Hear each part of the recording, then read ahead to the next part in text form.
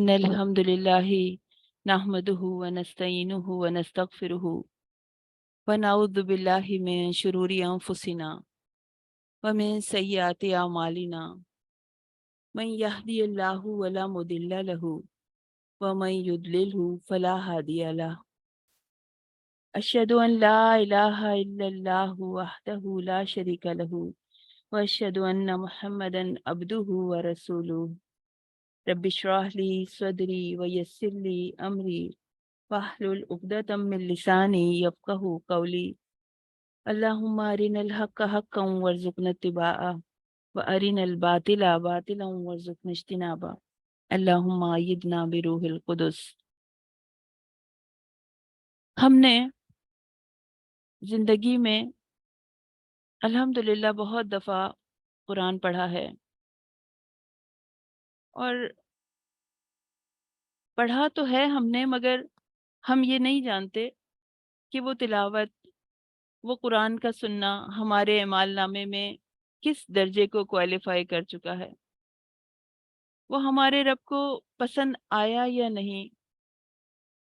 لیکن اتنا تو کر سکتے ہیں کہ اس وقت کو غنیمت جانتے ہوئے ہم پکا ارادہ کر لیں کہ ہم نے اس وقت قرآن کو اس طرح سننا ہے، اس طرح پڑھنا ہے کہ ہم اپنے ساتھ اپنے رب کی موجودگی کو محسوس کر سکیں۔ یاد کیجئے حدیث جبرائیل کو کہ نبی کریم صلی اللہ علیہ وسلم نے فرمایا تھا کہ خوبصورت سننا، خوبصورت عبادت، احسان کے درجے کی عبادت کیسی ہے کہ تم اللہ کی عبادت اس طرح کرو گویا تم اسے دیکھ رہے ہو، اور اگر یہ درجہ حاصل نہ ہو تو پھر یہ سمجھو کہ وہ تم کو دیکھ رہا ہے۔ تو دلوں کو حاضر کر لیں ہم سب، اس کریم رب کے دربار میں جانا ہے، آیات پر اپنی پوری توجہ مرکوز کرنے کی کوشش کرنی ہے، اپنے گناہوں اور بے عملی کو یاد کر کے ساتھ ساتھ اپنے رب سے معافی مانگنی ہے، عمل کی توفیق مانگنی ہے، اور تلاوت قرآن کے کسی بھی عبادت کے دوران، نیکی کرنے کے دوران جب جو بھی مانگا جائے اللہ تعالیٰ عطا کر دیتے ہیں۔ قرآن کے اس سفر میں محدود سا وقت ہے، اس وقت کے ہر لمحے میں ہمیں اس کلام کے رب کو پکارنا ہے، اپنے رب کو پکارنا ہے، اس کی موجودگی کو محسوس کرنا ہے۔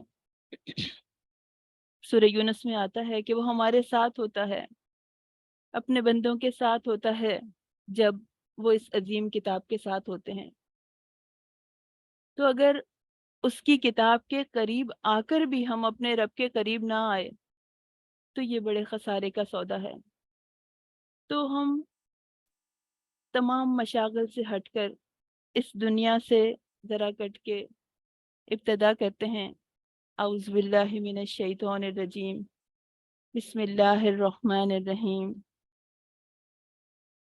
لن تنالوا البر، فورتھ پارہ، سورہ آل عمران، آیت 92۔ لن تنالوا البر حتی تنفقوا مما تحبون، تم ہرگز نہیں پہنچ سکتے نیکی کو، جنت کو، رضا الہی کو، اللہ کی رحمت کو، اللہ کی محبت کی چوٹی کو، کہ جب تک تم اس میں سے خرچ کرو جو تمہیں بہت محبوب ہے۔ یہ نہیں کہا جا رہا کہ جو کچھ تمہیں پسند ہے اس میں سے خرچ کرو، کہا جا رہا ہے محبوب، احبا، احبو یعنی جس کی محبت حد سے بڑھ جائے، وہ چیز جو بہت عزیز ہو۔ اللہ تعالیٰ سے ہم نے اسی کی محبت کی دعا مانگی تھی، اللہم جل حبک احب الاشیاء الیہ، کہ اے اللہ اپنی محبت کو میرے لیے ہر چیز کی محبت سے بڑھا دے۔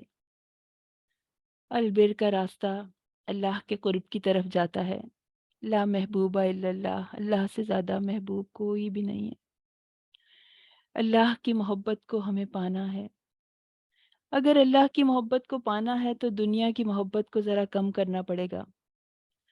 رب کی رضا کے مقام تک پہنچنا ہے تو اس کے لیے پہلی شرط بتائی جا رہی ہے کہ اپنی محبوب ترین چیزوں میں سے کچھ، سب کا سب نہیں مانگا جا رہا، کچھ کو اللہ کے راستے میں خوشی سے خرچ کریں، کیونکہ قربانی محبت کو بڑھا دیتی ہے۔ حضرت ابراہیم علیہ السلام سے اللہ ان کی محبوب ترین چیز کا، ابراہیم علیہ السلام سے اللہ تعالیٰ نے ان کی محبوب ترین چیز مانگی تھی نا، اس کو قربان کرنے کا حکم دیا تھا۔ وہ بیٹا جس کو اس وقت انہوں نے پایا جب وہ 90 ایئرس کے تھے، اتنے عرصے بعد ملا، لیکن جب حکم آیا تو انہوں نے کچھ بھی نہ سوچا کہ سب سے زیادہ محبوب تو رب تھا، تو اس رب کے لیے سب کچھ کر سکتے ہیں، تو امتحان میں کامیاب ہو گئے، بلند درجہ مل گیا اور بیٹا بھی واپس مل گیا۔ اللہ تعالیٰ امتحان تو لیتا ہے مگر کچھ چھینتا نہیں ہے، واپس لوٹا دیتا ہے۔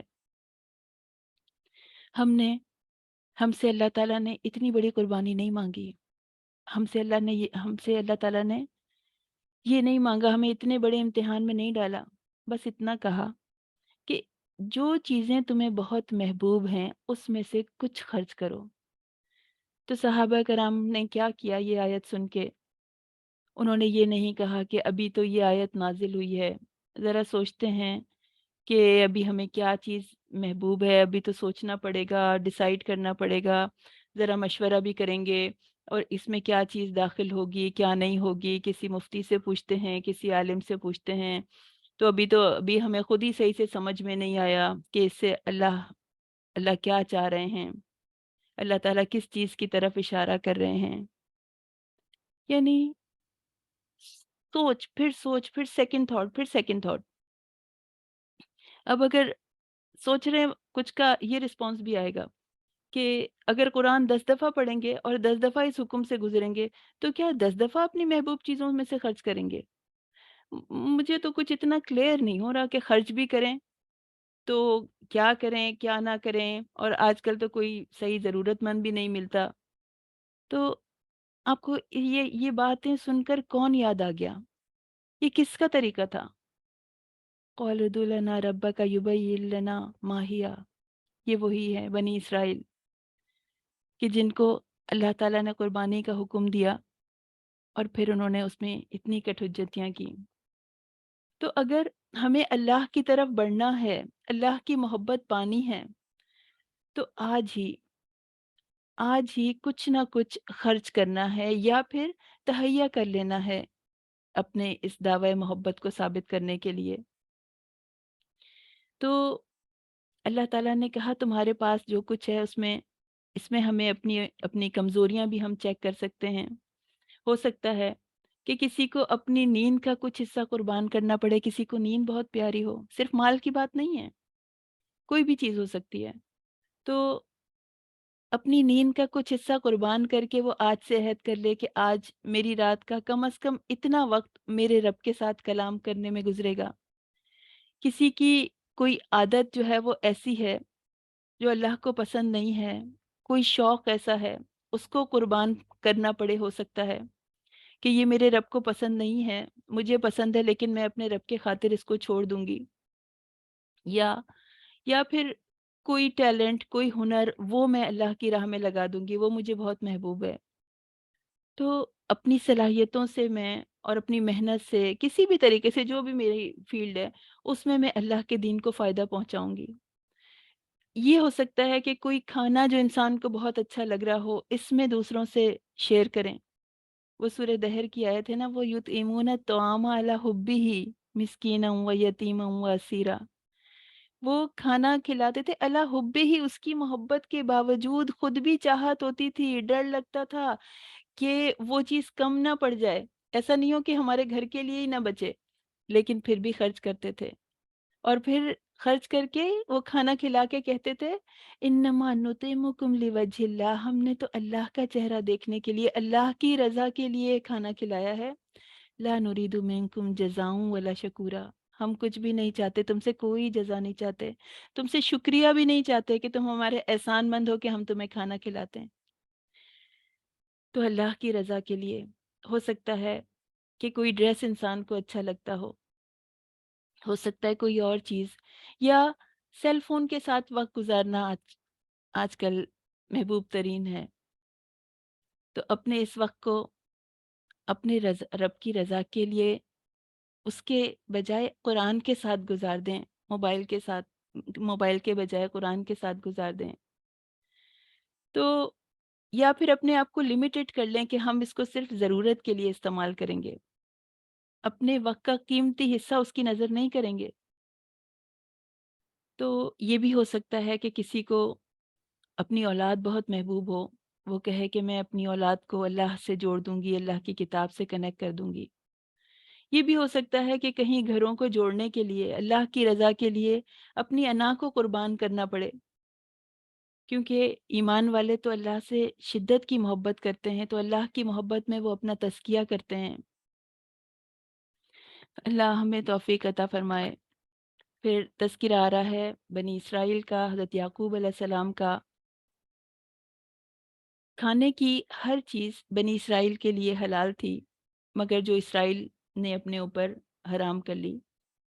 اسرائیل یعقوب علیہ السلام کا نام تھا، اسی نسبت سے بنی اسرائیل کہلاتی ہے، ان کے قوم کا نام بنی اسرائیل ہوا۔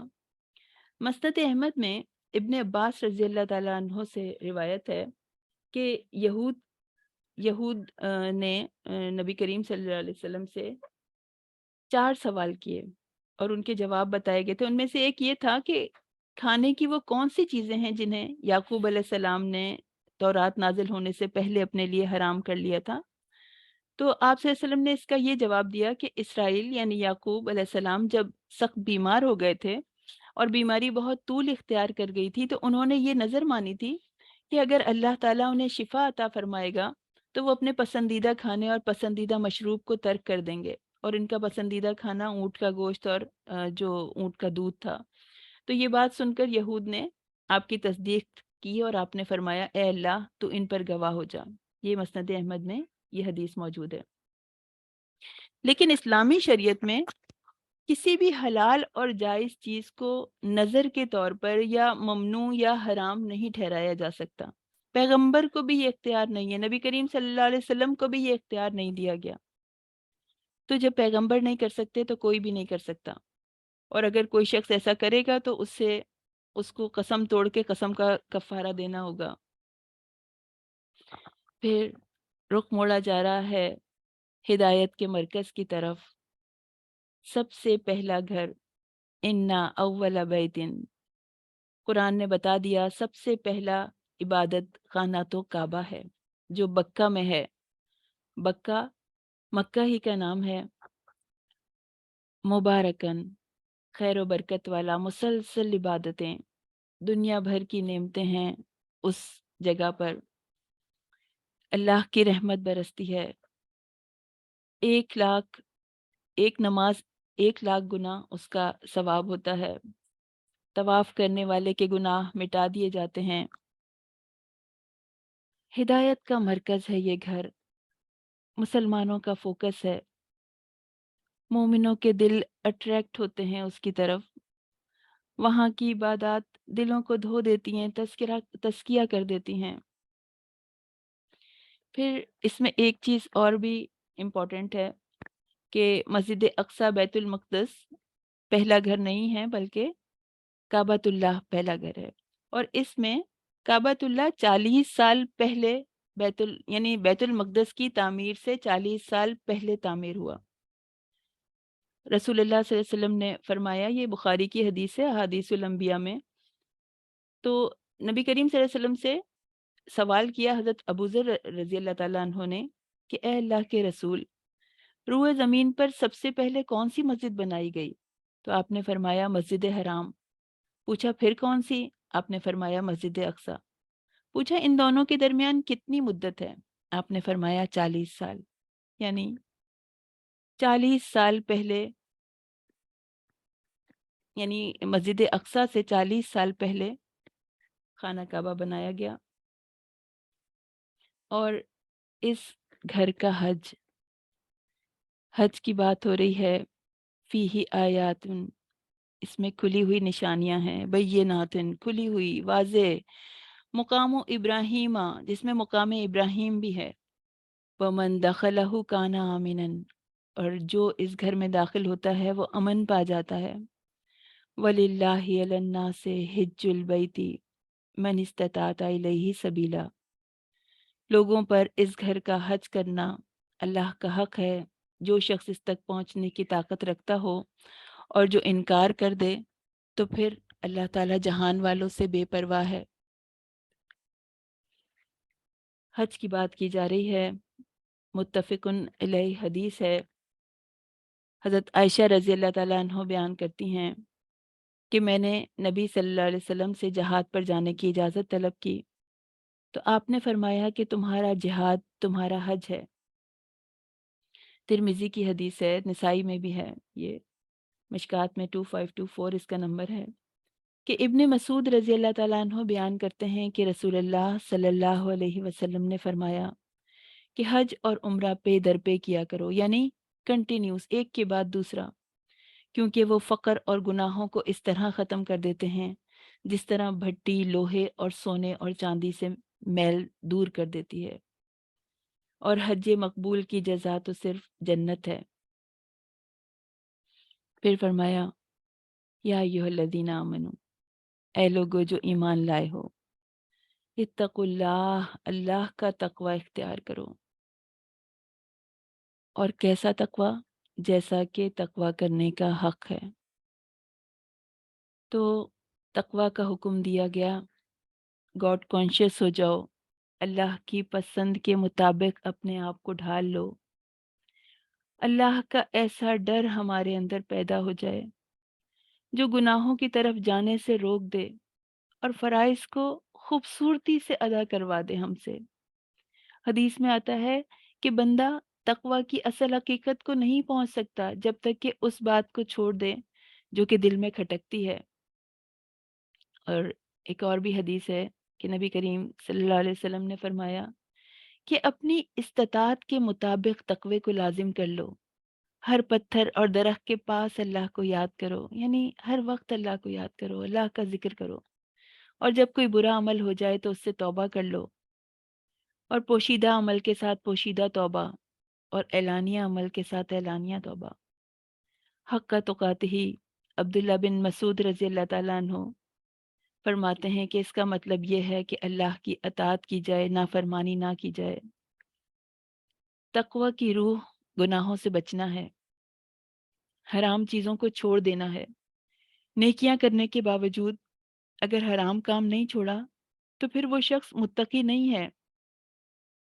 اور شکر بجا لایا جائے، کثرت سے شکر ادا کیا جائے، اللہ کی ناشکری نہ کی جائے، یہ معمولی بات نہیں ہے۔ جو تقوی ایسی چیز ہے کہ جو تقوی کے بغیر اس دنیا سے چلا گیا وہ بہت بڑے خسارے میں پڑ گیا، وہ ناکام ہو گیا۔ سارے انعامات تقوی والوں کے لیے ہیں، اور جو تقوی کے بغیر چلا گیا اس کے لیے تو خسارہ ہی خسارہ ہے، نقصان ہی نقصان ہے۔ تو اپنے لیے بہت فکر کرنی ہے، اپنی اولاد کے لیے، اپنے خاندان والوں کے لیے بہت فکر کرنی ہے۔ ہمیں کیا فکر ہوتی ہے کہ ہمیں اولاد کے لیے مال جمع کرنا ہے، آسائشیں جمع کرنی ہیں، لیکن انبیاء کا کیا طریقہ تھا؟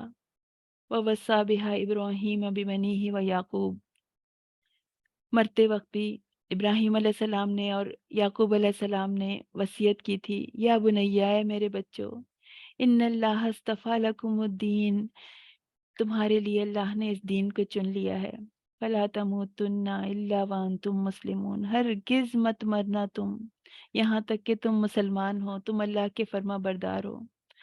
تو انبیاء اپنے بچوں کے تقوی کے لیے ڈیتھ بیڈ پہ بھی پریشان ہوتے ہیں، اور ہم تقوی چھوڑ کر دنیا جمع کرنے میں لگے ہوئے ہیں۔ اگر اللہ کا ڈر گناہوں سے نہیں روکتا تو بہت ڈرنے کی بات ہے، لمحہ فکریہ ہے۔ ہمیں بھی کہا جا رہا ہے وَلَا تَمُوتُنَّ، ہرگز نہیں تم مرنا، إِلَّا وَأَنْتُمْ مُسْلِمُونَ، جب تک تم فرما بردار نہ ہو جاؤ۔ تو کیا یہ ہمارے اختیار میں ہے کہ ہم اس وقت تک نہ مریں یا اپنی موت کو کچھ ٹائم کے لیے روک لیں؟ موت اور زندگی تو انسان کے ہاتھ میں اللہ نے نہیں رکھی. تو کیا کہا جا رہا ہے؟ ابھی بدلو، اسی وقت فیصلہ کرو، اسی وقت ڈیسائیڈ کرو. اس سے آنے والا اگلا مرحلہ ہماری موت کا بھی ہو سکتا ہے. ہمیں پتہ ہے یہ بات کہ بالکل خاموشی سے آئے گی ہماری موت. ہمیں کوئی ٹائم نہیں دیا جائے گا. پھر ہمیں ایک جگہ اکٹھا کیا جا رہا ہے. وَاعْتَصِمُوا بِحَبْلِ اللَّهِ جَمِيعًا، اور سب کے سب مل کر اللہ کی رسی کو مضبوطی سے تھام لو. وَلَا تَفَرَّقُوا، اور تفرقے میں مت پڑو. اور اللہ کا احسان اپنے اوپر یاد کرو جبکہ تم آپس میں دشمن تھے. پھر تمہارے دلوں میں اس نے محبت ڈال دی. پھر تم اس کے فضل سے بھائی بھائی ہو گئے. تم آگ کے گڑھے کے کنارے پر تھے، پھر تم کو اس سے نجات دی. اور اس طرح تم پر اللہ اپنی نشانیاں بیان کرتا ہے تاکہ تم ہدایت پاؤ. یعنی جب انسان آپس میں جھگڑوں کی حالت میں ہوتا ہے، لڑائیوں کی حالت میں ہوتا ہے، تو وہ آگ کے گڑھے کے کنارے ہوتا ہے. اور آج کل مسلمان کہاں ہیں؟ کس کس گڑھے کے کنارے کھڑے ہوئے ہیں؟ آپس میں اس قدر اختلافات ہیں کہ اللہ کی پناہ. اللہ کی رسی سے مراد یہ قرآن ہے. در حقیقت استعارتاً اشارتاً بتایا جا رہا ہے کہ اگر کوئی سمندر میں ڈوب رہا ہو اور اس کے اوپر سے رسی پھینک دی جائے تو وہ اس رسی کو پکڑ کے باہر نکل آئے. تو جو لوگ مل کر اس رسی کو مضبوطی سے تھام لیں گے اور باہر نکل آئیں گے، لیکن جو نہیں تھامے گا وہ ڈوب جائے گا. تو اسی طرح اللہ تعالیٰ نے گمراہی کے گڑھے سے نکالنے کے لیے آسمان سے قرآن اتارا ہے، اور اسی کے ساتھ سنت رسول بھی اتاری ہے. مسلمان فرقہ بندیوں میں، جماعت بندیوں میں مشغول ہیں اس وقت. لیکن وہ کیسے ہم اس سے نجات پا سکتے ہیں کہ جب ہم قرآن پر اکٹھے ہو جائیں. دوسرے مسلمانوں کے لیے، دوسری جماعتوں کے لیے دل سے بغض نکالیں، نفرت نکالیں. ذاتی خیالات کو ترک کر کے سنت کی روشنی میں ہم قرآن کو سمجھیں، اس پر عمل کریں. اور بعض علماء ایسے ہوتے ہیں جو منبر پر بیٹھ کر شر پھیلاتے ہیں، تو ان کی باتوں پر آنکھیں بند کر کے نہ چلیں. چیک کریں کہ ان کے بیان حدیث سے یا قرآن سے کلیش تو نہیں ہو رہے. تو ہمارا ٹارگٹ کیا ہے؟ اللہ تعالیٰ دے رہے ہیں کہ جو فساد کو ختم کرنا ہے، اختلافات کو ختم کرنا ہے. گھر گھر میں جھگڑے ہیں، خاندانوں میں مسلکوں کے جھگڑے، جماعتوں کے جھگڑے، قومیت کے جھگڑے. ایک دوسرے کے لیے اپنے اندر سے نفرت ختم کرنی ہے. اور ہم سوچیں تو کہ ہمیں کس طرح جھگڑا ختم کرنا ہے. اللہ تعالیٰ ہم سے یہ چاہ رہے ہیں کہ ہم اپنے سارے اختلافات مٹا دیں. مومن کے لیے تو کہا گیا کہ وہ 3 دن تک اپنے مومن بھائی سے بات نہ کرے. یہ نہیں ہو سکتا. یعنی کم از کم ایٹ لیسٹ ایسے 3 دن نہ گزریں دو مومنوں کے درمیان کے وہ آپس میں بات نہ کریں. تو اللہ تو ہم سے یہ طریقہ چاہتے ہیں. ہمیں پتہ چل گیا کہ اللہ تعالیٰ یہ چاہ رہے ہیں، تو پھر اب ہمارا رویہ کیا ہوگا؟ حدیث میں آتا ہے کہ جس شخص نے جھگڑا ختم کرنے کے لیے اپنا حق چھوڑ دیا تو میں اس کے لیے جنت میں گھر کی گارنٹی دیتا ہوں. اور نبی کریم صلی اللہ علیہ وسلم نے یہ بھی فرمایا کہ خدا کی قسم تم جنت میں نہیں جا سکتے جب تک تم آپس میں محبت نہ کرو. کیا میں تمہیں وہ طریقہ نہ بتاؤں کہ اگر تم اس کو اختیار کر لو تو آپس میں محبت کرنے لگو؟ تو کیا طریقہ ہے وہ؟ افشوا السلام بینکم، آپس میں سلام کو رواج دو، کثرت سے سلام کرو. اور یہ بھی حدیث میں آتا ہے کہ جو اجنبی ہیں انہیں بھی سلام کرو. سلام صرف جاننے والوں کو نہیں کیا جاتا، بلکہ جن کو نہیں بھی جانتے ان کو بھی سلام کریں. ہمارا یہ ٹارگٹ ہے کہ اب ہمیں سلام کرنا ہے، ان کو بھی سلام کرنا ہے جن کو کہ ہم نہیں جانتے. پھر فرمایا جا رہا ہے امت کی اصلاح مقصود ہے اور ہمیں لایا جا رہا ہے امر بالمعروف و نہی عن المنکر کے کام پہ. کنتم خیر امت اخرجت للناس، تم بہترین امت ہو جو کہ لوگوں کو فائدہ پہنچانے کے لیے نکالی گئی ہے. تم اچھائی کا حکم دیتے ہو اور برائیوں سے روکتے ہو. اللہ پر ایمان لاتے ہو، اور اگر اہل کتاب ایمان لے آتے تو یہ ان کے لیے بہتر تھا۔ ان میں سے بعض مومن ہیں اور اکثر ان میں سے نافرمان ہیں۔ حضرت عمر رضی اللہ تعالیٰ عنہ جب اس آیت کو پڑھتے تھے تو کہتے تھے کہ جس کو یہ پسند ہو کہ وہ اس بہترین امت میں شامل ہو جائے تو وہ اللہ کی اس شرط کو پورا کرے۔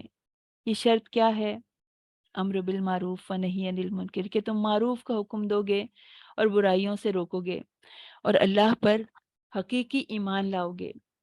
تو اس کے لیے ہمیں سوچنا ہوگا کہ اس میں ہم کس طرح اپنا حصہ ڈالیں، اور نیکی کا حکم دینا آسان ہے اور بدی سے روکنا ذرا مشکل ہے، کیونکہ اس کے بدلے ہمیں ری ایکشن فیس کرنا پڑتا ہے۔ حضرت حذیفہ رضی اللہ تعالیٰ عنہ فرماتے ہیں کہ تم بھلائی کا حکم دیتے رہو، برائی سے روکتے رہو، نیکی پر ابھارتے رہو، ورنہ اللہ تم سب کو عذاب سے تباہ کر دے گا، یا تمہارے برے لوگوں کو تم پر حکمران بنا دے گا، اور تمہارے نیک لوگ دعائیں کرتے رہیں گے اور تمہاری دعائیں قبول نہ ہوں گی۔ تو اللہ کرے کہ ہم خود بھی نیکیوں پہ عمل کرنے والے ہوں، نیکیوں کی ریس میں دوڑنے والے ہوں، اور دوسروں کو بھی اس کی طرف بلانے والے ہوں۔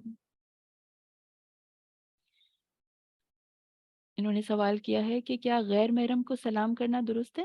سلام، غیر محرم کو سلام کیا جا سکتا ہے، مگر سلام کرنے کا طریقہ جو ہے وہ آپ کو، یعنی آپ کی آواز میں لچک نہیں ہوگی، سلام کیا جا سکتا ہے۔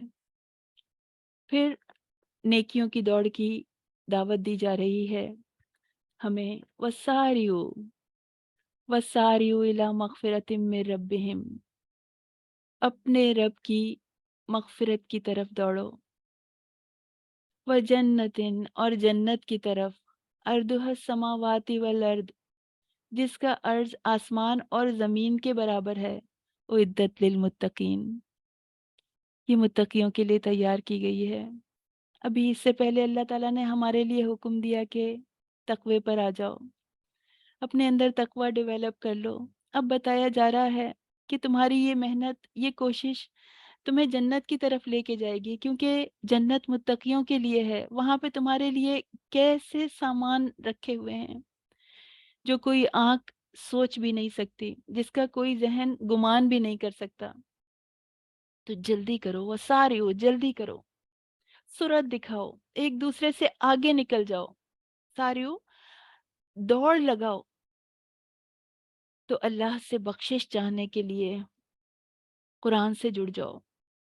جب قرآن سے جڑیں گے تب پتہ چلے گا کہ ہمیں کیا کرنا ہے، کہ ہمیں کیا کرنا چاہیے، کہ اللہ تعالیٰ ہمیں معاف کر دیں گے، اللہ ہمارے درجات بلند کر دیں گے اور ہمیں جنت کا انعام عطا فرمائیں گے، جس کا عرض اتنا بڑا ہے، زمین اور آسمان کے برابر جس کا عرض ہے، وہ خود کتنی بڑی ہوگی۔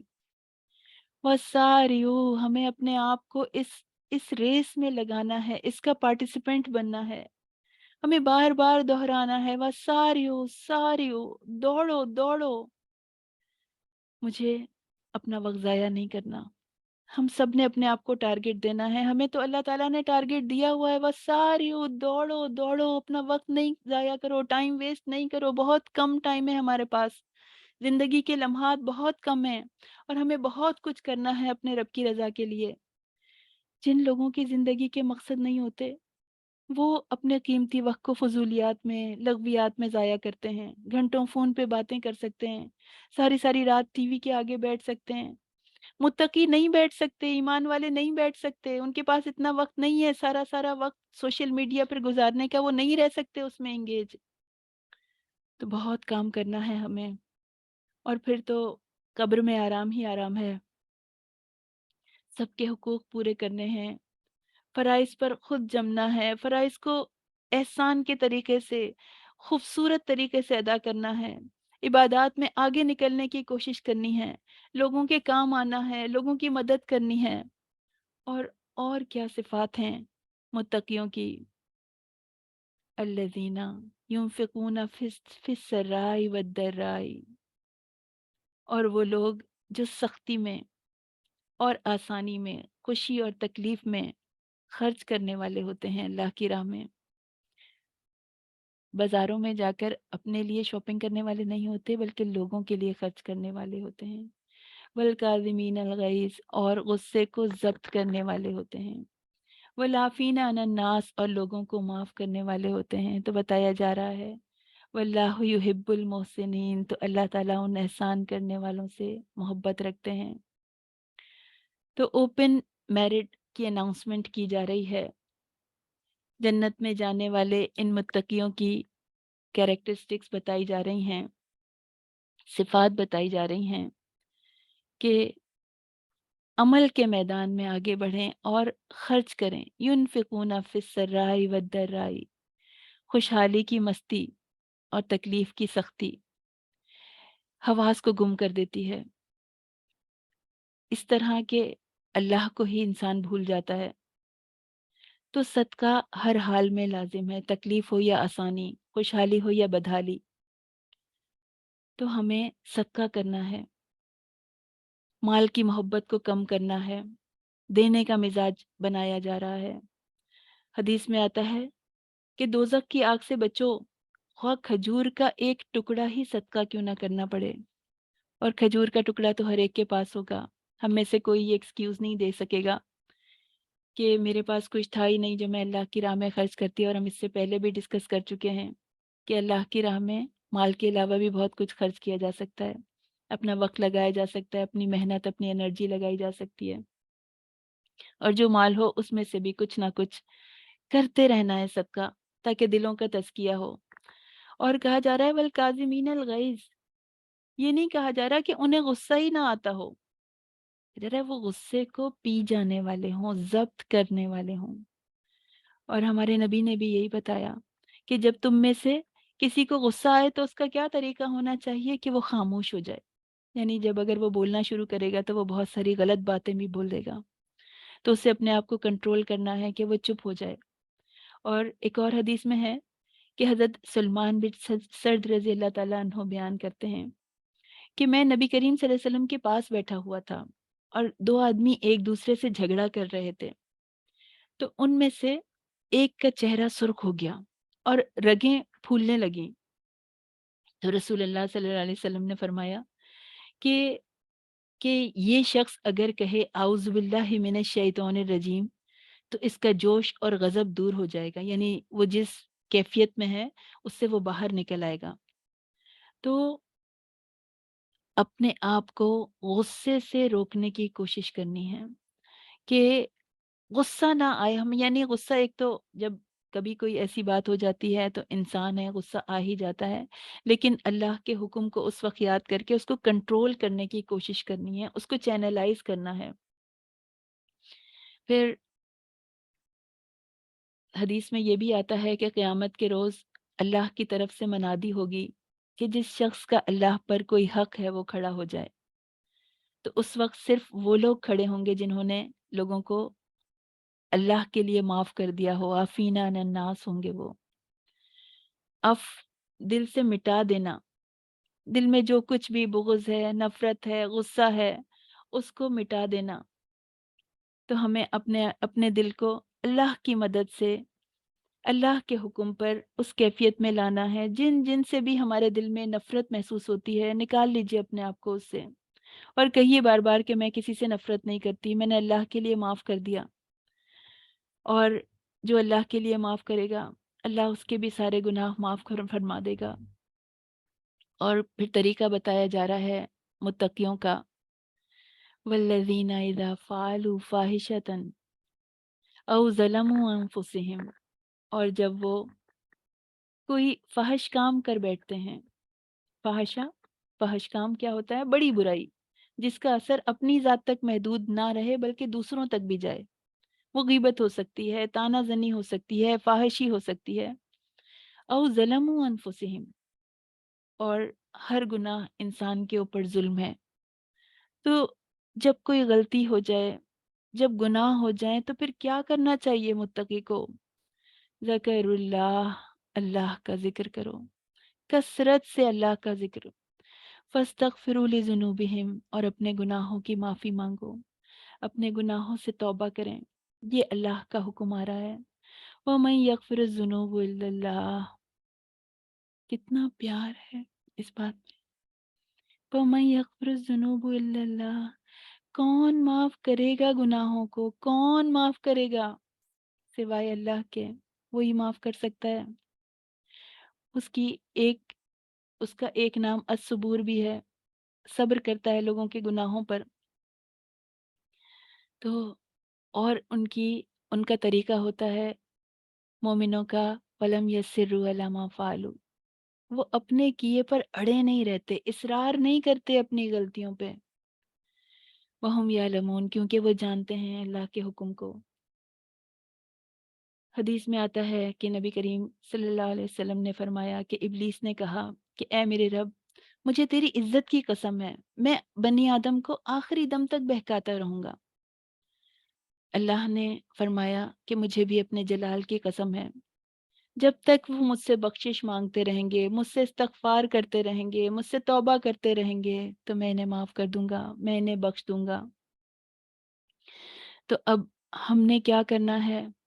قرآن ہمیں کس چیز کی طرف بلا رہا ہے کہ ایک تو گناہوں سے باہر آنے کی کوشش کرنی ہے، اپنے اندر ایسا ڈر پیدا کرنا ہے اللہ کا جو ہمیں گناہوں کے پاس نہ لے جا سکے. پھر بھی گناہ ہو گیا، اپنی جان پر ظلم ہو گیا، غلطی ہو گئی، تو پھر اللہ کی طرف پلٹنا ہے، کثرت سے اللہ کا ذکر اور سچی توبہ کرنی ہے، اللہ کی طرف پلٹ کر آنا ہے، اللہ سے معافی مانگنی ہے، اس گناہ کو نہ کرنے کا پکا ارادہ کرنا ہے. اپنی غلطیوں کو جسٹیفائی نہیں کرتے رہنا کہ بھئی مجھے تو اس نے اتنا غصہ دلا دیا تھا، اصل میں میرا تو قصور نہیں تھا، فلاں کا قصور تھا. نہیں، فوراً اعتراف کہ اللہ مجھ سے غلطی ہو گئی، مجھے معاف فرما دیجئے. ھذا بیان للناس، یہ لوگوں کے لیے ایک بیان ہے، وہدن، اور ہدم و موعظۃ للمتقین، اور اہل تقوی کے لیے ہدایت اور نصیحت. لوگوں کے لیے تو ہو سکتا ہے یہ باتیں، یہ آیات ایک بیان ہو کہ بس سنا اور ختم ہو گیا، رمضان میں ثواب سمجھ کر سن لیا، لیکن اثر کس پر ہوگا ان آیات کا؟ زندگی کس کی بدلے گی ان آیات سے؟ متقی کی، جو کوشش کر رہا ہے، جو اللہ کے ڈر کو اپنے اندر ڈیولپ کر رہا ہے، گناہوں سے نجات حاصل کرنے کی کوشش کر رہا ہے، کیونکہ یہی کوشش تو جنت میں لے جانے والی ہے. اللہ تعالیٰ فرما رہے ہیں ام حسبتم ان تدخلوا الجنہ، کیا تم نے یہ گمان کر لیا ہے کہ تم جنت میں ایسے ہی چلے جاؤ گے؟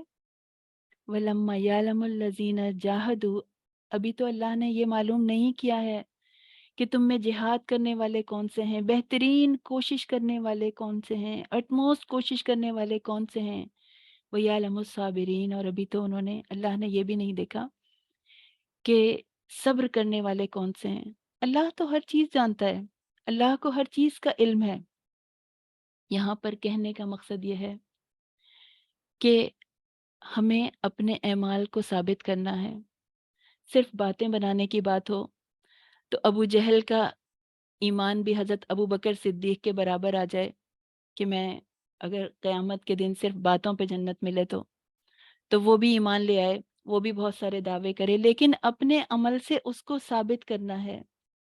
جب ہم اپنے عمل سے ثابت کریں گے، ہمارے اعمال نامے میں ریٹن ہو جائے گا، ہم گناہوں سے نجات حاصل کر لیں گے. کوشش کرتے رہیں گے مستقل کوشش، پھر گناہ ہو گئے، پھر کوشش، اور صبر کے ساتھ زندگی کے حالات پر جمے رہیں گے. زندگی میں بہت سی مشکلات آ سکتی ہیں، بہت سی مخالفتیں فیس کرنی پڑ سکتی ہیں، ایسی تکالیف آ سکتی ہیں جس میں انسان کو زندگی گزارنا مشکل ہو جائے. صبر کے ذریعے سے آزمایا جائے گا. کبھی کبھی ایسے حالات بھی آئیں گے کہ روح تک کانپ جائے گی، لیکن ان میں بھی اپنے رب کو راضی کرنے کی کوشش کرنی ہے. جنت کا سودا بڑا مہنگا ہے. پھر نبی کریم صلی اللہ علیہ وسلم کے بارے میں آیت آ رہی ہے وما محمد الا رسول، خالق ہے. نبی چاہے کتنے ہی اللہ کے محبوب کیوں نہ ہوں، اللہ کے بندے ہیں. بتایا جا رہا ہے کہ محمد صلی اللہ علیہ وسلم اللہ کے رسول ہیں اور کچھ نہیں ہیں مگر پیغمبر، یعنی اللہ کے رسول ہیں۔ قد خلت من قبلہ الرسل، اور اس سے پہلے بھی بہت سے پیغمبر، بہت سے رسول بھیجے گئے۔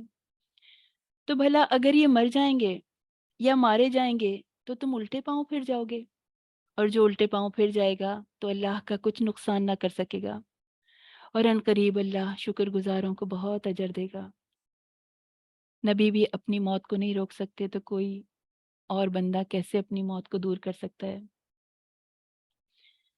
یہ آیات غزوہ احد میں اس وقت نازل ہوئی تھی جب مسلمانوں میں نبی کریم صلی اللہ علیہ وسلم کی وفات کی افواہ پھیل گئی تھی۔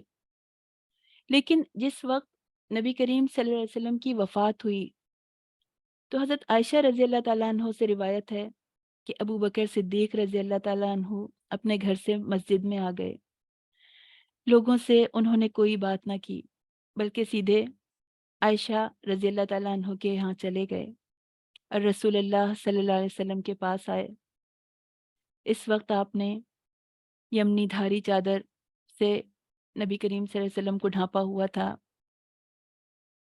نبی کریم صلی اللہ علیہ وسلم انتقال فرما چکے تھے۔ انہوں نے آپ کے چہرے سے کپڑا ہٹایا، پھر آپ پر جھک کر آپ کو بوسہ دیا، پھر رو پڑے اور کہنے لگے، میرے ماں باپ آپ پر قربان۔ اے اللہ کے نبی، اللہ آپ پر 2 موتیں جمع نہیں کرے گا۔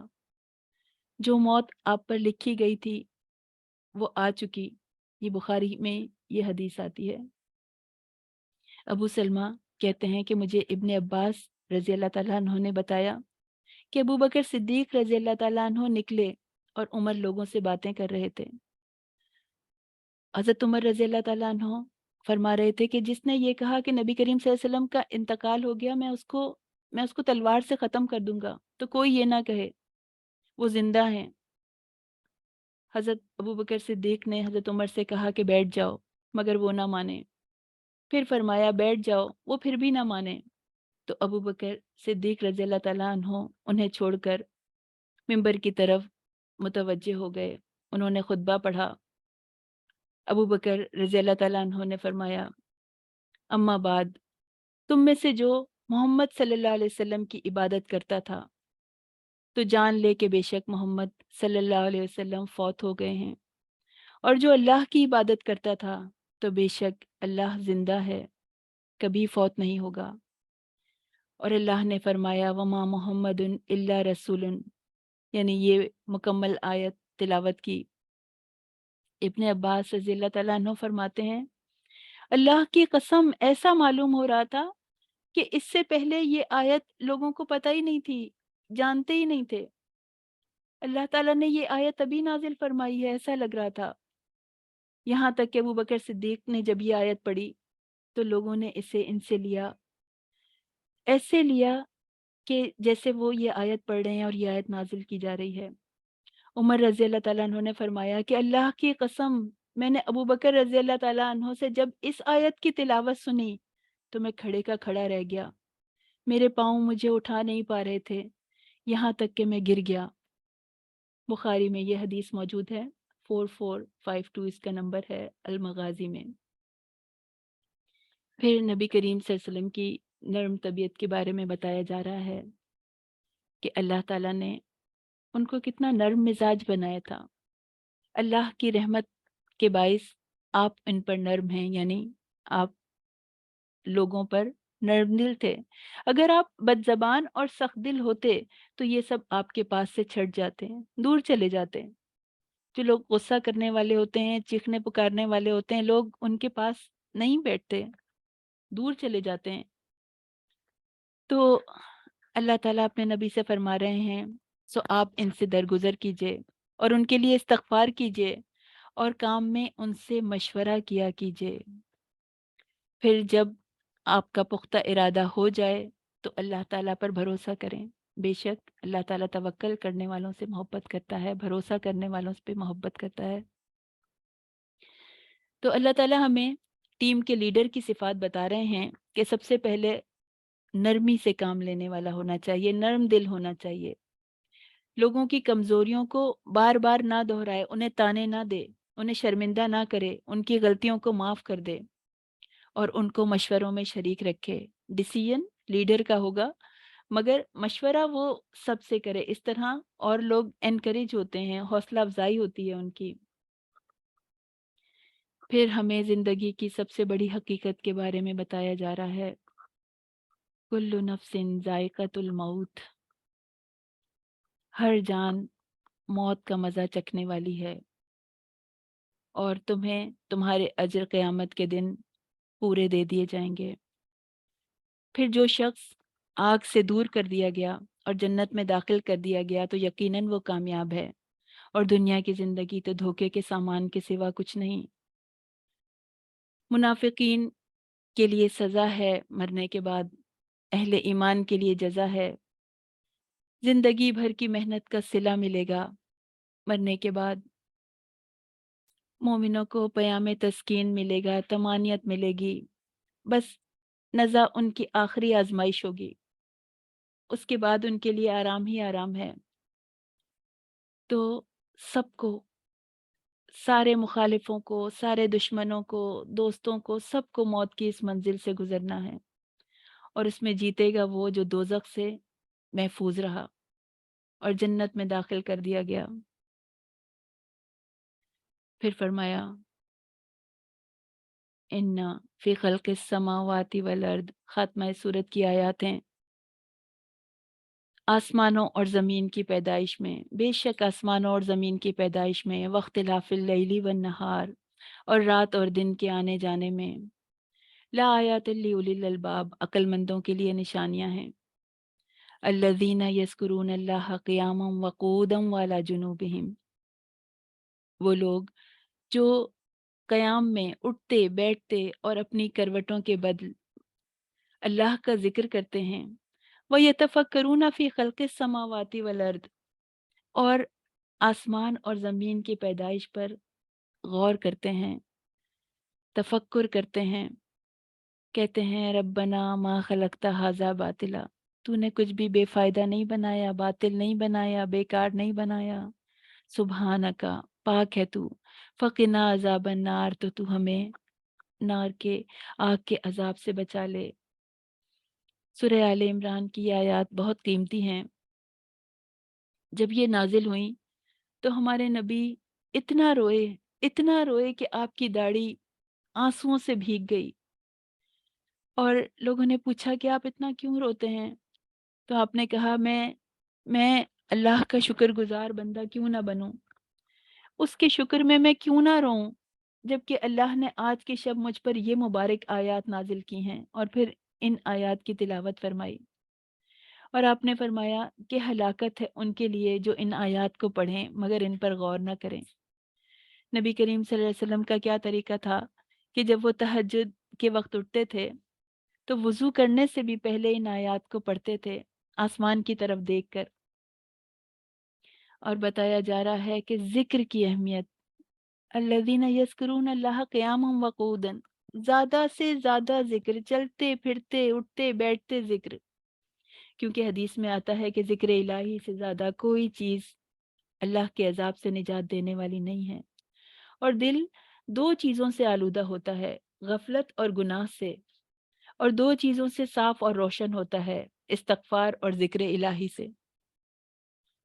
حضرت ابو درداء رضی اللہ تعالیٰ عنہ نے فرمایا کہ ہر چیز کے لیے کوئی نہ کوئی چمکانے والی چیز موجود ہے، اور دلوں کو چمکانے والی چیز ذکر الہی ہے، اور نبی کریم صلی اللہ علیہ وسلم نے یہ بھی فرمایا کہ میں تمہیں ذکر الہی کا حکم دیتا ہوں، کیونکہ اس کی مثال اس شخص کی سی ہے جس کے پیچھے دشمن لگ گیا ہو اور وہ ان کے آگے بھاگتے ہوں۔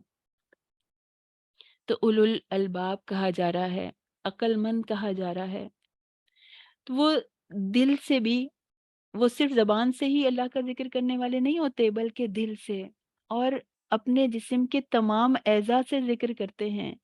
یہ ذکر کیسا ہوتا ہے کہ ہر حالت میں وہ اللہ کو یاد تو کرتے ہی ہیں، مگر زندگی کے ہر معاملے میں بھی اللہ کو یاد رکھتے ہیں، یعنی کوئی ایسا کام نہیں کرتے جو اللہ کو پسند نہیں ہے۔ اللہ تعالیٰ فرما رہے ہیں فَاسْتَجَابَ لَهُمْ رَبُّهُمْ، اللہ تعالیٰ سے جو بھی مانگے اللہ تعالیٰ دعائیں قبول کرتے ہیں، اور اس سے پہلے بھی ایک دعا بیان کی گئی ہے، اس کی قبولیت کی بات کی جا رہی ہے۔ اور اللہ تعالیٰ کس قدر رحیم ہے، ہم اپنے رب سے بدگمان ہوتے ہیں۔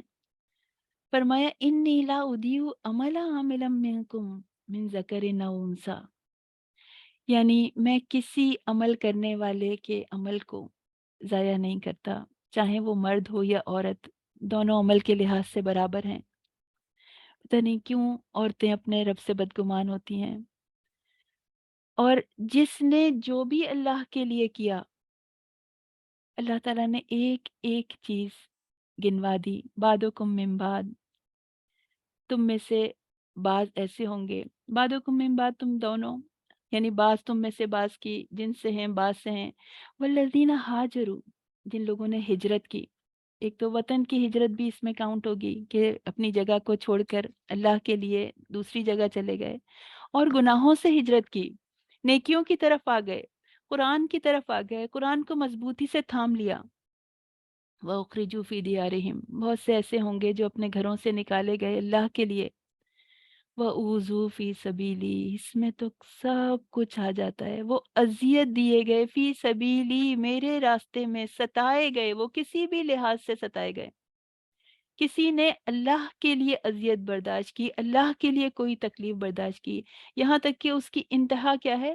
وَقَاتِلُوا وَقُتِلُوا، اور وہ قتل کیے گئے، وہ لڑے اور قتل کیے گئے، جنگیں کی انہوں نے اور قتل کیے گئے۔ تو اس کا بدلہ کیا ہے؟ اللہ کے لیے انہوں نے جو جو بھی کیا، اللہ اس کا کیا بدلہ دیں گے؟ لَأُكَفِّرَنَّ عَنْهُمْ سَيِّئَاتِهِمْ، ہم ان کے گناہوں کو ان سے دور کر دیں گے۔ وَلَأُدْخِلَنَّهُمْ جَنَّاتٍ تَجْرِي مِن تَحْتِهَا الْأَنْهَارُ، اور ہم ضرور بضرور داخل کریں گے ان کو جنت میں جس کے نیچے نہریں بہتی ہوں گی۔ اللہم ربنا جعلنا منہم، اللہ ہمیں ان میں شامل کر لے۔ ثوابا من عند اللہ، یہ اللہ کی طرف سے بدلہ ہے۔ واللہ عندہ حسن الثواب، اور اللہ کے پاس بہترین بدلہ ہے۔ پھر فرمایا لا یغرنک تقلب الذین کفروا فی البلاد،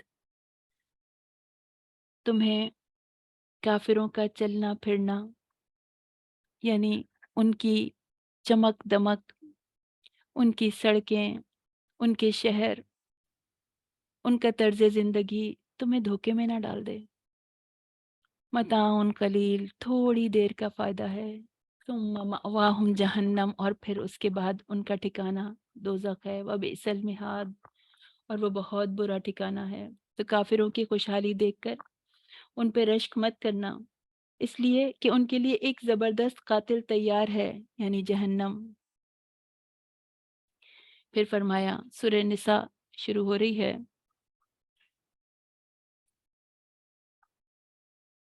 سورہ نساء کی آیت، پہلی آیت، یا ایھا الناس، یا ایھا الناس اتقوا ربکم، وہی اسی تقوی کا حکم پھر دوبارہ آ رہا ہے کہ اس کو اپنے اندر ڈیولپ کرنے کی کوشش کرنی ہے۔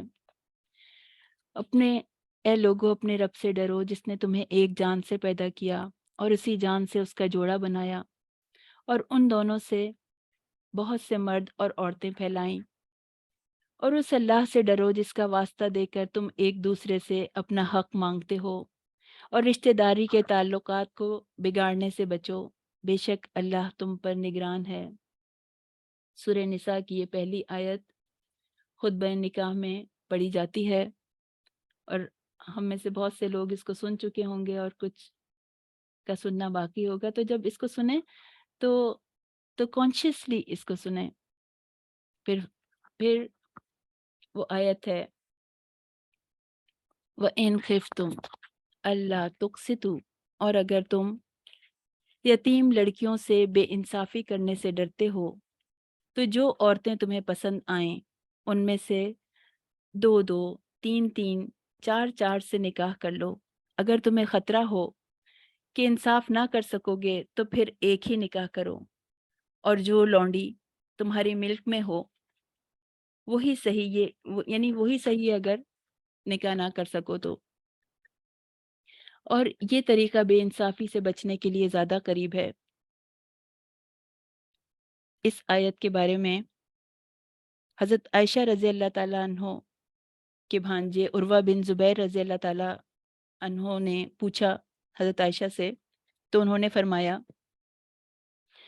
بھانجے، اس آیت کا مطلب ہے کہ ایک یتیم لڑکی اپنی ولی کی پرورش میں ہو اور ترکے کی روح سے اس کی جائیداد میں حصے دار ہو، اور ولی کو اس کا مال اور جمال پسند آ جائے مگر وہ اسے مہر دینے پر آمادہ نہ ہو جتنا دوسرے لوگ دیتے ہیں، تو وہ اس سے نکاح نہ کرے۔ ہاں، اگر وہ اتنا ہی دے تو نکاح کر سکتا ہے، ورنہ دوسری عورتوں میں سے جو پسند ہوں ان سے نکاح کر لے۔ ہوتا کیا تھا کہ باپ کے فوت ہونے کے بعد بیوہ ماں پر بچیوں کی ذمہ داری پڑ جاتی تھی، اور اسلام نے یہ ذمہ داری چچا اور قریبی رشتہ داروں پر ڈالی ہے۔ تو یتیم لڑکیوں کے ولی سے کہا جا رہا ہے کہ تم ان کی ماؤں سے بھی شادی کر سکتے ہو۔ یہ اس اس آیت کا پس منظر دیکھتے ہیں۔ ابن عباس رضی اللہ تعالیٰ عنہ کہتے ہیں کہ اس وقت عربوں کا کیا طریقہ تھا کہ ایک شخص 10 بیویاں کرتا، یعنی 10 نکاح اس نے ایٹ اے ٹائم کیے ہوئے ہوتے تھے، اور پھر ان سے ظلم و زیادتی کرتا۔ تو اس رواج کو ریسٹرکٹ کیا جا رہا ہے، ترغیب نہیں دی جا رہی بلکہ پابندی لگائی جا رہی ہے۔ ایسا نہیں تھا کہ وہ اسٹرکٹلی مونوگیمس تھے اور یہاں اب ان سے کہا جا رہا ہے کہ بھئی 4 شادیاں کرو۔ یہ 4 شادیوں کا حکم نہیں ہے بلکہ رخصت ہے، کڑی شرط کے ساتھ، انصاف کی کڑی شرط کے ساتھ شادی کی اجازت دی جا رہی ہے کہ اگر یہ بیسک رول ہوتا تو ہر مرد کے لیے 4 شادیاں کرنا کمپلسری ہوتا، تو اتنی عورتیں ہر معاشرے میں کہاں سے آتی؟ اور جنہوں نے 4 شادیاں نہیں کی تو کیا وہ گناہگار ہوں گے؟ اصل میں اس آیت سے لوگوں نے عورتوں کو بہت بدگمان کرنے کی کوشش کی۔ ہمیں کرنا کیا ہے؟ اللہ کی دی ہوئی اجازت کا مذاق نہیں اڑانا چاہیے، اور نہ ہی اپنی نفسانی خواہشات کے لیے اس کا کھیل بنا لینا چاہیے۔ کچھ لوگوں نے پورے دین کو چھوڑ کر اپنی دکان کو چمکانے کے لیے اسی اجازت پر فوکس کر لیا، اس کو اس طرح پورٹرے کیا کہ جیسے یہ دین کا رکن ہے۔ جب تک تمام کے تمام شادی شدہ مردوں کی شادیاں نہیں کرا لیں گے تو ان کی زندگیاں ادھوری رہ جائیں گی، تو ان کی تمام عبادات جو ہیں وہ بیکار ہو جائیں گی۔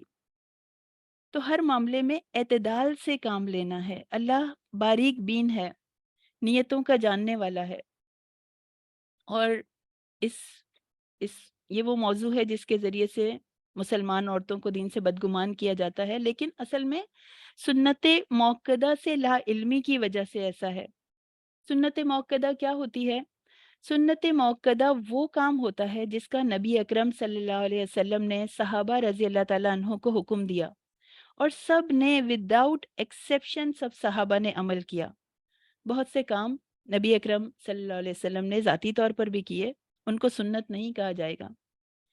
جیسے نبی کریم صلی اللہ علیہ وسلم نے کبھی زکوٰۃ نہیں دی، تو کوئی یہ نہیں کہے گا کہ ہم جو ہیں وہ زکوٰۃ نہیں دیں گے، کیونکہ ان کے پاس کبھی اتنا مال ہوا ہی نہیں کہ وہ اس پہ زکوٰۃ دیتے۔ تو کوئی یہ نہیں کہتا کہ ہم مال ہی نہیں جمع کرتے، نبی کریم صلی اللہ علیہ وسلم کی یہ سنت تھی کہ تو اس لیے ہم بھی اس طرح نبی کی طرح زکوٰۃ نہ دیں کہ ہم پہ بھی وہ شرط ہی نہ لگے۔ پھر نبی جو تھے وہ امی تھے، ان لیٹر تھے، لیکن کوئی اس کو حجت بنا کے یہ نہیں کہے گا کہ ہم بھی نہیں پڑھیں گے۔ تو دین سے لا علمی جو ہے وہ اس کے باعث ایسا ہوتا ہے۔ اس میں ایک حدیث آتی ہے، مسلم کی حدیث ہے یہ۔ حدیث میں نبی کریم صلی اللہ علیہ وسلم نے یہ میں بتا دیتی ہوں کس سے روایت کردہ ہے۔ مصور بن مخزمہ رضی اللہ تعالیٰ عنہ بیان کرتے ہیں کہ انہوں نے رسول اللہ صلی اللہ علیہ وسلم کو منبر پر فرماتے ہوئے سنا۔ اس حدیث کا نمبر ہے 365۔ تو انہوں نے سنا کہ بنو ہاشم بن مغیرہ نے، یعنی نبی کریم صلی اللہ علیہ وسلم نے کہا کہ بنو ہاشم بن مغیرہ نے مجھ سے اپنی بیٹی کے لیے علی بن ابی طالب سے نکاح کی اجازت مانگی ہے، تو میں ان کو اجازت نہ دوں گا۔ پھر میں ان کو اجازت نہ دوں گا مگر یہ کہ ابو طالب کے بیٹے علی رضی اللہ تعالیٰ عنہ میری بیٹی کو طلاق دینا پسند کریں، کیونکہ میری بیٹی میرا ٹکڑا ہے، مجھے شک میں ڈالتا ہے جو اسے تردد میں ڈالے، اور مجھے تکلیف دیتی ہے وہ چیز جو اسے تکلیف دے۔ یہ کون سا دور تھا؟ یہ وہ دور تھا، نبی کریم صلی اللہ علیہ وسلم نے جب شادی کی تو انہوں نے حضرت ختیجہ رضی اللہ تعالیٰ عنہ کے ساتھ زندگی کے 25 سال گزارے، اور آخری زندگی میں انہوں نے جو شادیاں کیں وہ اللہ کے حکم کو پورا کرنے کے لیے وہ شادیاں کیں۔ اللہ کی طرف سے ان کو کہا گیا تھا۔ اسلام نے آزاد شہوت رانی، خفیہ شادی اور افیئرز پر پابندی لگا دی ہے۔ ہم اپنے ارد گرد ذرا نظر تو ڈالیں، ہر جگہ ایک بیوی اور بچے ہونے کے باوجود بھی مرد کتنے ہی افیئرز میں انوالو ہیں اور کس طرح دھوکہ دے رہے ہیں۔ اسلام نے ان پر پابندی لگا دی کہ عورت کھلونا نہیں ہے، زنا نہیں ہوگا، ڈنکے کی چوٹ پر اس کو بیوی بنا کر اس کی ذمہ داریاں سنبھالو۔ اور ویسٹ میں کیا ہوتا ہے، ایسا نہیں ہوتا کہ کوئی یہ کہے کہ وہاں پر کوئی جو ہے وہ اسٹرکٹلی مونوگیمسٹ ہیں، سارے کفار بس ایک ہی شادی پہ گزارا کرتے ہیں۔ یہ اس سے بڑا کوئی جھوٹ نہیں ہے۔ اس پابندی نے ان کے مردوں کو روکا نہیں ہے۔ وہ سیریل میرجز کرتے ہیں، یا پھر وہ گرل فرینڈز بناتے رہتے ہیں، ایک کے بعد ایک، ایک کے بعد ایک۔ ایک سے شادی کی پھر طلاق دی، ایک سے شادی کی پھر دوسرے سے شادی کی پھر طلاق دی، ٹوٹے ہوئے گھروں کا ڈھیر لگاتے گئے۔ تو اللہ نے طلاق کو پسند نہیں کیا۔ پہلی بیوی اور بچے دربدر نہیں ہوں گے، مرد کی ذمہ داری بنائے گئے۔ اس میں یقیناً پہلی بیوی کے لیے صدمہ ہے، مگر اس درجے کا نہیں، کیونکہ بہرحال اولاد باپ کی ذمہ داری ہے۔ زنا میں انوالو نہیں ہونا، اس کو ختم کرنا ہے۔ حدیث میں آتا ہے کہ جس شخص کی نکاح میں 2 عورتیں ہوں اور وہ ان کے حقوق میں انصاف نہ کرے تو قیامت کے دن وہ اس طرح اٹھایا جائے گا کہ اس کا ایک پہلو گرا ہوگا، یعنی پیرالائز ہوگا۔ جب ہم قرآن سے دور ہو جاتے ہیں تو ہم اللہ سے بدگمان ہو جاتے ہیں۔ پھر کچھ وراثت کے احکامات آ رہے ہیں کہ اللہ تعالیٰ نے بتا رہے ہیں کہ اللہ تعالیٰ تمہاری اولاد کے حق میں تمہیں حکم دیتا ہے کہ ایک مرد کا حصہ 2 عورتوں کے برابر ہے، یعنی یہ بیٹے کی بات کی جا رہی ہے کہ بیٹے کا حصہ 2 بیٹیوں کے برابر ہے۔ تو اب اس میں سارے احکام آ رہے ہیں، کچھ قوانین بیان کیے جا رہے ہیں۔ یہ وراثت کا جو علم ہے یہ علم الفروض کہلاتا ہے۔ حدیث میں آتا ہے کہ اس علم کو سیکھو اور دوسروں کو بھی سکھاؤ، کیونکہ یہ آدھا علم ہے۔ اور وراثت کے قوانین کی ڈیٹیلز تو آپ کو مل جائیں گی، مگر یہ حدیث بہت اہم ہے کہ آدمی تمام عمر، نبی کریم صلی اللہ علیہ وسلم نے فرمایا کہ آدمی تمام عمر اہل جنت کے سے کام کرتا ہے، مگر مرتے وقت غلط وصیت کر جاتا ہے اور اپنی کتاب زندگی کو ایسے عمل پر ختم کرتا ہے جو اسے دوزخ کا مستحق بنا دیتی ہے۔ تو اچھے اچھے دیندار لوگوں کے لیے بھی یہ امتحان ہوتا ہے۔ اس کے بارے میں ہمیں بہت کانشیس رہنا ہے۔ وآخر دعوانا والحمد للہ رب العالمین، سبحان ربک رب العزت عما یصفون وسلام علی المرسلین والحمد للہ رب العالمین۔ السلام علیکم ورحمۃ اللہ وبرکاتہ۔